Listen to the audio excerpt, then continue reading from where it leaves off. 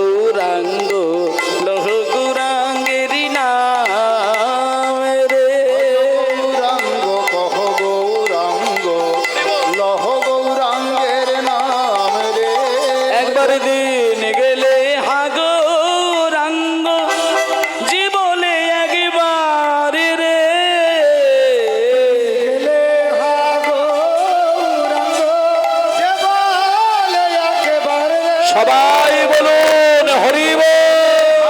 গৌরাঙ্গ যে বলে একবার রে, গেলে গৌরাঙ্গ যে বলে একবার রে, সেই জন আমারই হয়, আমি হই তার রে। জনায় আমার হয়, আমি হই তাহার রে। সে জনায় আমার হয়, আমি হই তার রে।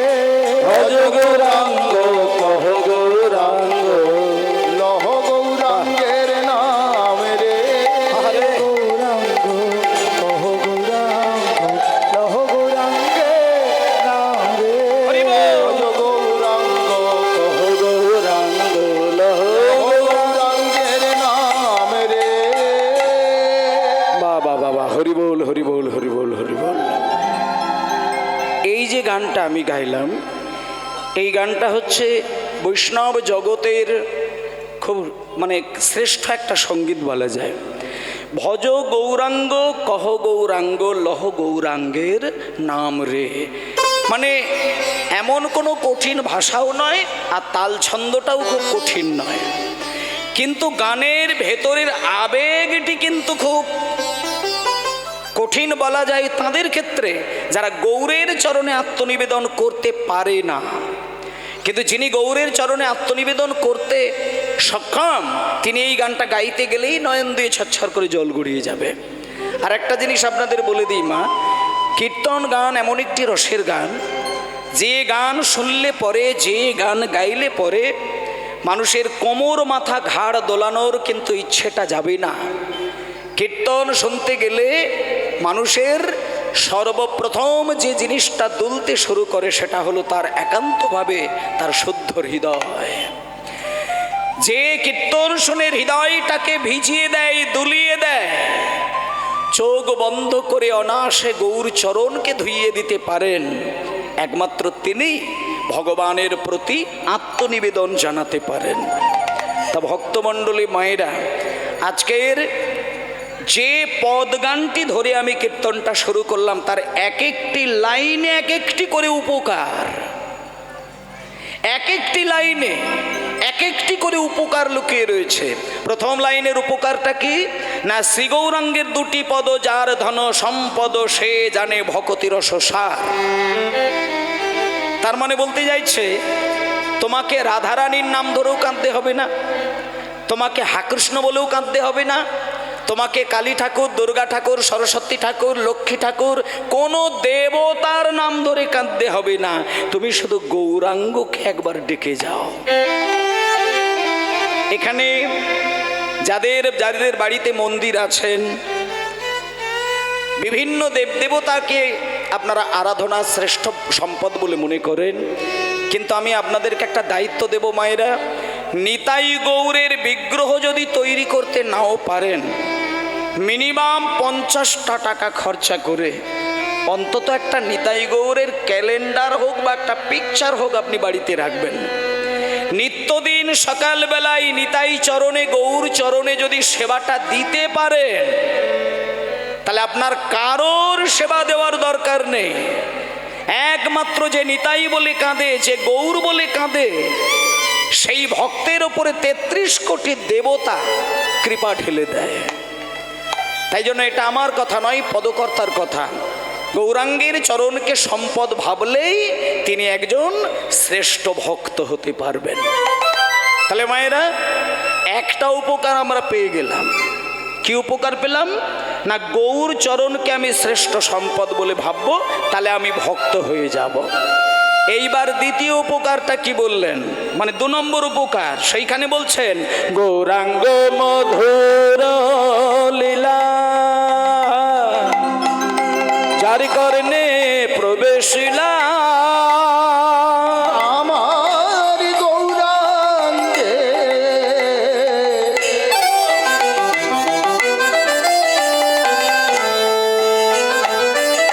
মধুর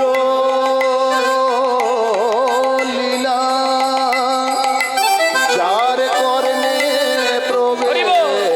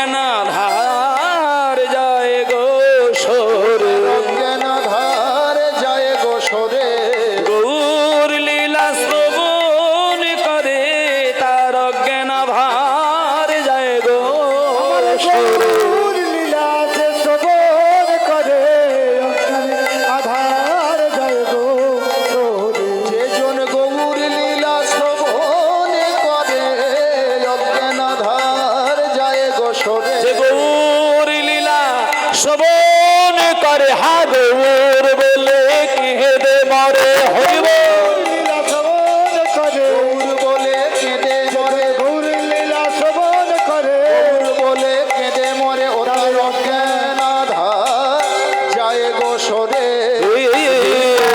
নির্মল ভেলো নির্মল ভেলো। বাহ, এত সুন্দর পদাবলী গান। ভক্তমণ্ডলী মায়েরা বলছে যে গৌরাঙ্গের কথা যদি কেউ মন দিয়ে শুনতে পারে, ও মায়েরা, মানে গৌরের কথা যদি কেউ মন দিয়ে শোনে, তার মানে এই যে আজকে এইখানে গতকালকে কীর্তন গান আপনারা শুনেছিলেন, সেখানে কৃষ্ণ কথা, হরি কথা, রাধারানীর কথা, সবার কথা হয়েছিল, কিন্তু গৌরের কথাও তো হয়েছিল। গৌরাঙ্গের কথা বাদ রেখে কিন্তু সরাসরি কৃষ্ণ কথায় যাওয়া চলে না। কীর্তন জগতের একটা নিয়ম আছে, কিন্তু গৌর চন্দ্রিকাকে বাদ রেখে দুম করেই কৃষ্ণলীলায় পরিবেশন করা যায় না। তাহলে এই যে কোনো পালা বা যে কোনো লীলা পরিবেশনের আগে তুমি যে গৌরের কথাগুলো কান দিয়ে শুনলে, আর সেই শ্রবণের মধ্যে যদি তোমার ধ্যান থাকে, আর সেইটা যদি ভক্তির সঙ্গে তোমার হৃদয় মাঝে তাকে স্থান দিতে পারো, বলছে যেমন ময়লা দেহে থাকলে সাবান ঘষাঘষি করলে পরিষ্কার হয়, চুলে শ্যাম্পু মাখালে চুল পরিষ্কার হয়, ব্রাশ ঘষলে দাঁত পরিষ্কার হয়, কিন্তু বাজারের কোনো জিনিস দিয়ে ভেতরের ময়লাটা পরিষ্কার করা যাবে না। বাইরের ময়লা বাইরের জিনিস দিয়ে ধোয়া মোছা পরিষ্কার করে দিতে পারেন, কিন্তু ভেতরে যে ময়লা জমছে দিনের পর দিন, সেই ময়লা পরিষ্কার করতে গেলে বাজারের সার্ফ, সোডা, সানলাইট যাই বলেন না কেন, কোনো কিছুতে হবে না। তাহলে ভেতরের ময়লা পরিষ্কার করতে গেলে কি করতে হবে?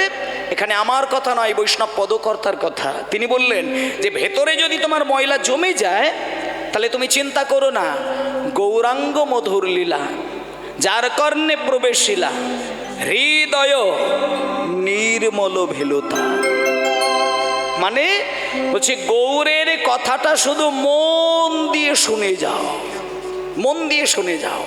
কি বুঝলে কি না বুঝলে, কি অনুভব করলে কি না করলে, বিশ্বাস হলো কি না হলো, শুধু তুমি ঈশ্বরের ভালোবাসা রক্ষা করে তুমি শুধু শুনে যাও। শুনে যেতে পারলেই কল্যাণ, পালন করলে আরো কল্যাণ। তাই বলছে, তাহলে এই পর্যন্ত মায়েরা দুটি উপকার আমরা পেলাম, যে গৌরের চরণ জড়িয়ে ধরে কাঁদলে পরে ভক্ত হওয়া যায়, গৌরাঙ্গের নাম দুটি কান দিয়ে প্রাণ ভরে শুনলে পরে হৃদয়ের ময়লা ধুয়ে ফেলা যায়। আর 3 নম্বর উপকারটি হচ্ছে যে গৌরাঙ্গের নাম, যে গৌরাঙ্গের নাম লয় তার হয় কৃষ্ণ প্রেমোদয়। যে গৌরাঙ্গের নাম লয় তার হয় কৃষ্ণ প্রেমোদয়। যে গৌরাঙ্গের নাম লয় তার হয় কৃষ্ণ প্রেমোদয়। গৌরাঙ্গের নাম লয় তার হয় কৃষ্ণ প্রেমোদয়। তারে মই তারে মই যাই বলি হারে, তারে মই যায় বলি হারি। ওগো তারে মই যাই বলি হারি। গৌরাঙ্গ নামেতে জুড়ে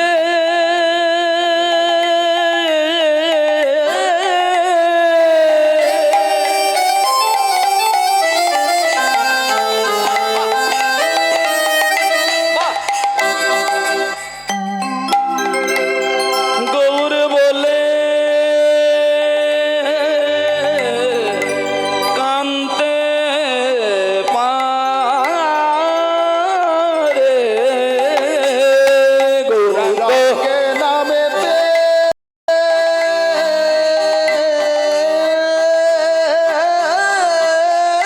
ঝুরে। তাই গৌর হরি হরি বল। আরে গৌর বলে কাঁদতে পারে। সে জন ভাই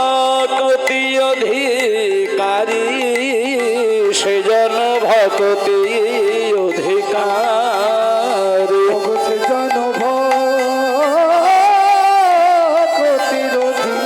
অধিকারী, ওগো সে জন ভক্তির অধিকারী। আচ্ছা দাঁড়াও দাঁড়াও দাঁড়াও, গান হবে মানেগুলোও তো আস্বাদন করতে হবে।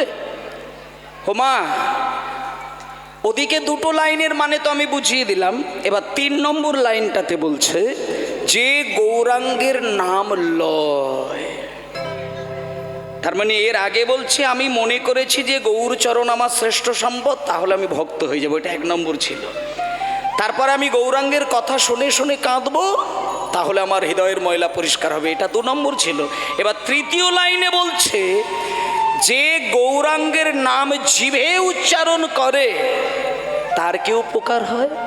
তার মানে যিনি কীর্তন করেন, কীর্তন করেন মানে এই যে আমরা গাইছি এটা নয়, এটাই কীর্তন কথা নয়, মানে গৌরের নামটা শুধু মুখে বলতে থাকাই হচ্ছে কীর্তন করা।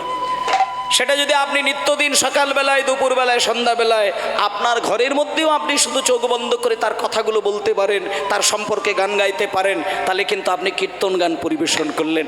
মানে ভগবানের গুণকীর্তি আপনি সঙ্গীত তালে ছন্দের দ্বারা যখন আপনি পরিবেশন করবেন, সেই কীর্তনটা যিনি গাইতে পারবেন সেইখানে তার উপকার কি হবে না, যে গৌরাঙ্গের নাম লয় তার হয় কৃষ্ণ প্রেমের উদয়।